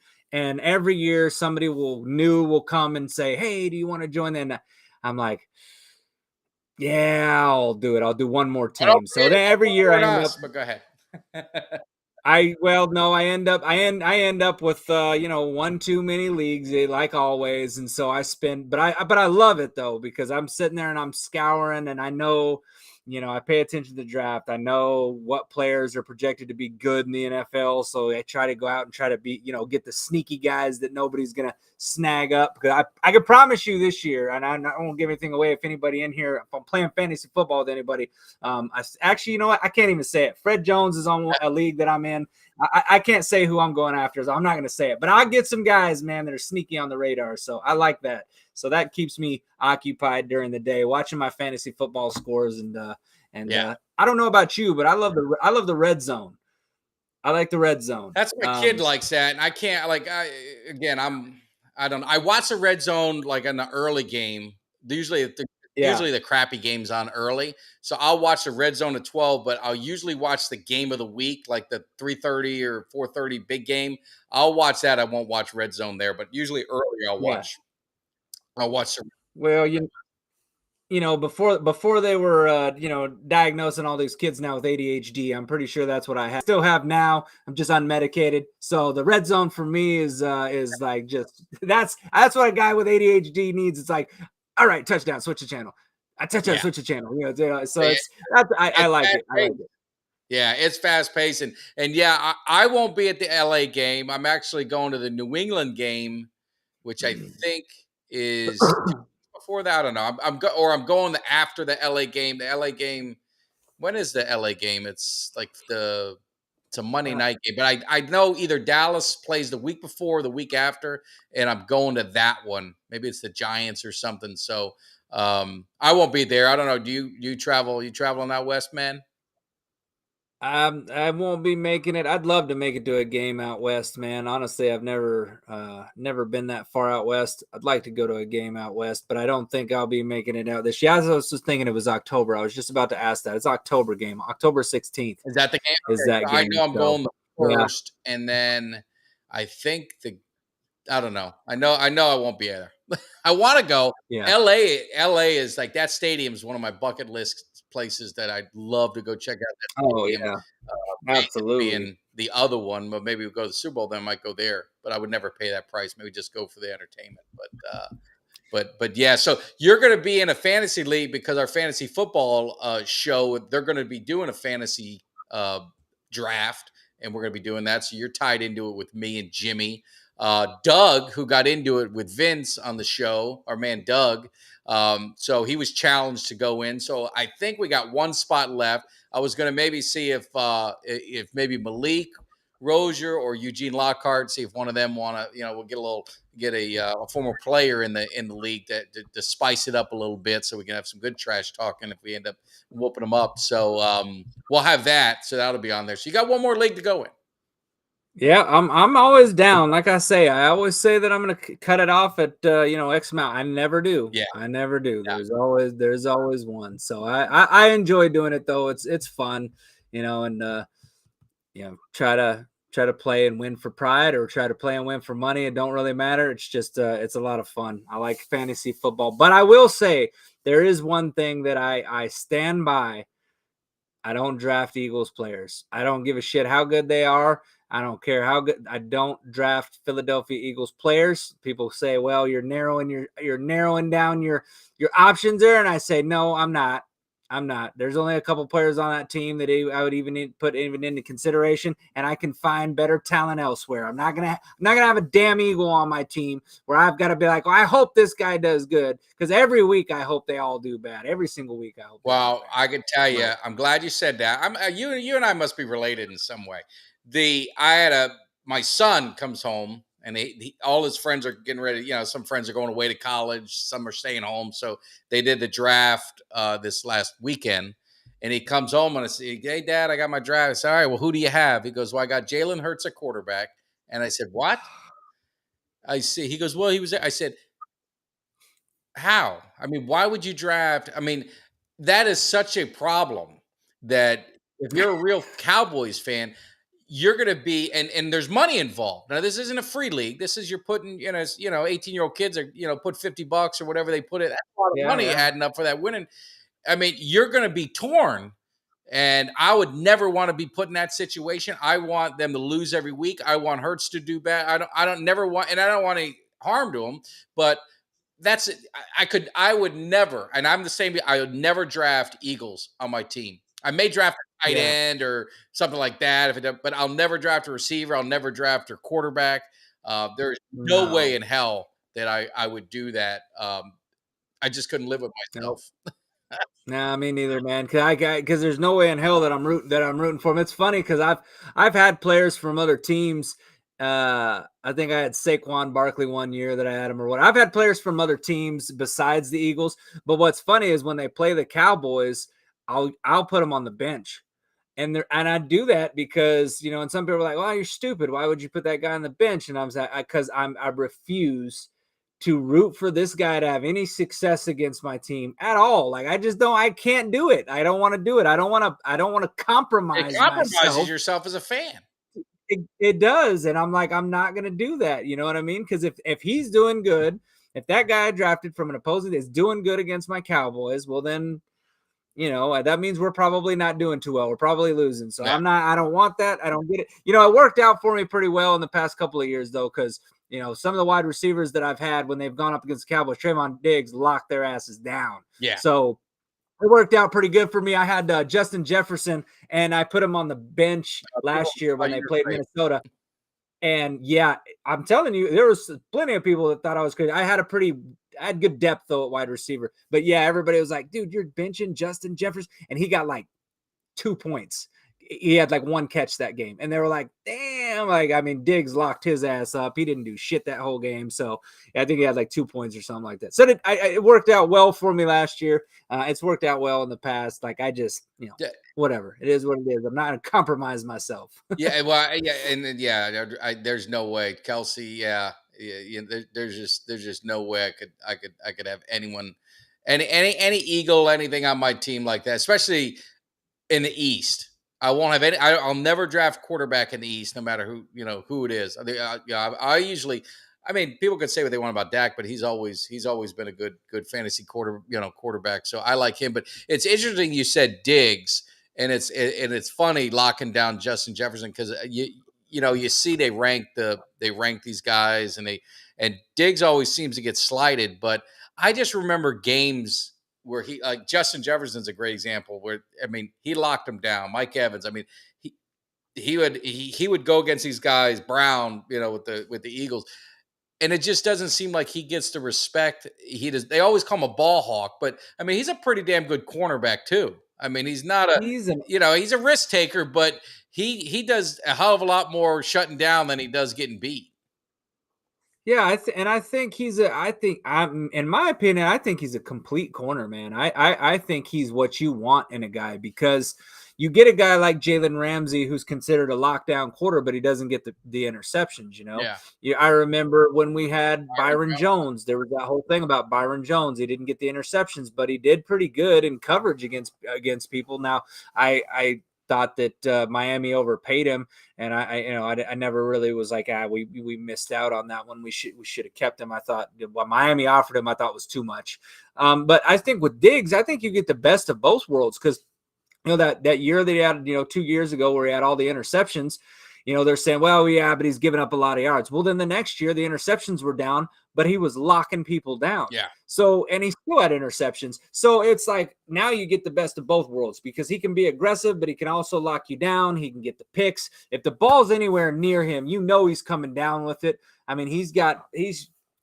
He's probably got better hands than some of the receivers that are currently on the team right now. Yeah.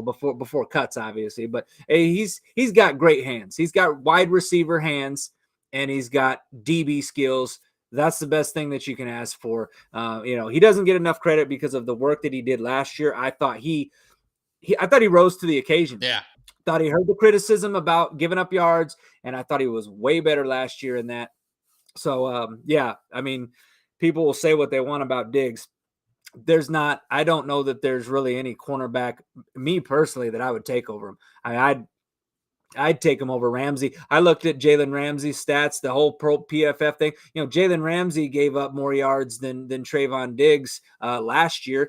Hell, he had that game where the Bengals torched his ass. Oh, yeah. I think it was, who's their guy? Jamar Chase. That dude, yeah. I think that dude had almost like 180 yards or something like that, and like 160 of them were on Ramsey. He just sliced and diced him. And that same Jamar Chase, Diggs locked his ass down week 2. Diggs locked him up. That was another one. Yeah. So he has locked down some of the best in the game. And me personally, man, I love the guy, man. I am thrilled. I'm so excited that we signed him to the contract that we signed him to because he's not the highest paid, but he very well could have levied for it and said, I deserve to be paid as the highest paid. And he could have made a case to be such. So, but, he took a deal where he's, top 5 and I couldn't be more happy to have him on. And the fact that, Kyle earlier was talking about that his other standout guy is Gilmore makes me absolutely ecstatic. Yeah. Ecstatic. Well, that's just crazy. because It's like those two, yeah, for him to say that, I mean, that just shows with the impact that he sees him having on the field and practice. I'm sure when you take everything, obviously his play, but the leadership and maybe getting these other guys, up in their level as well. Some of these younger guys. So no, I'm excited, and I think Diggs. Yeah, we're going to find out. Sauce Gardner's the hot one, right? He's the one that everyone anointed as the best cornerback after 1 year, which I'll be honest, I don't watch a lot of AFC football. I'm more of an NFC guy. I watch Fox, is my main channel that I'm watching football on. So I really didn't see Sauce play much, but we're going to see him live and in person, and we will. and he's going to be up against CD, and that'll be a nice battle to see how that works out. But it'll be interesting. Yep. Interesting. So anyway. Yeah. Man, we set a new record. We're at 145.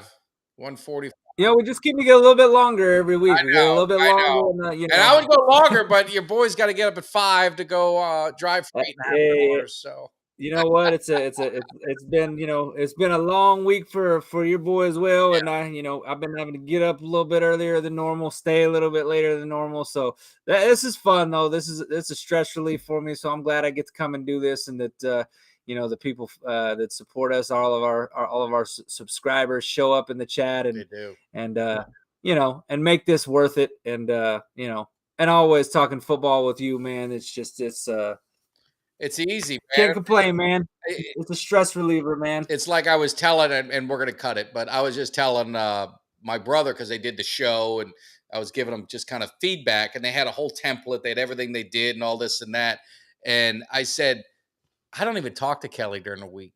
I said, we just come on and we may say a couple things, before we jump on and go live, but we just kind of just talk, and where the conversation goes, it goes, and the chat sometimes takes you in different conversation. I almost think, and maybe I'm, maybe the journalist would say I'm an idiot, but I don't do a lot of prep. I don't. I mean, it's just, you just kind of talk about it, and I'll show people. I mean, that's my notes right there. It was like 5 lines. It was, remember Kyle Youmans, DallasCowboy.com. Subscribe, like, share, and I put a couple players' names down that don't forget to talk about. And that's pretty much where it goes. And I think that's what's cool with Cowboy fans, is when you got the passion, we could just sit and talk like it's nothing. Yeah. No, I agree, man. And and before we get off, because I know we got to get out, but I do want to say, I'm gonna shoot him a message, but I knew I was gonna botch it when I said, when Kyle came on, I said Kyle Youmans. I know it's Youmans. I've heard it a million times. I said Kyle Youmans. I gotta apologize. I'm sorry. I butchered your name at the beginning. I knew I was gonna do that. But so apologies, Kyle. Watch this back, man. I love you, man. I am a follower. I am a fan. Kyle Youmans. So Kyle Youmans, we're gonna get him back on. I mean, it was he knows his stuff, and I think it's just so cool being growing up a Cowboys fan and then covering. That's a dream come true, for anyone. I would have loved to be able to do that. Absolutely. But yeah. So anyway, hey, we're getting out of here. We got a little bit of work to do. So you guys take care. We will see you tomorrow night. Eugene Lockhart, the hit machine, is going to be coming in. So it's going to be live if he's in there. So you guys have a good evening. All right, Cowboys Nation. Peace out. Eagles getting ready, because you might not like it, but you will learn to love it, because we are the best thing going today. Now, can you dig it?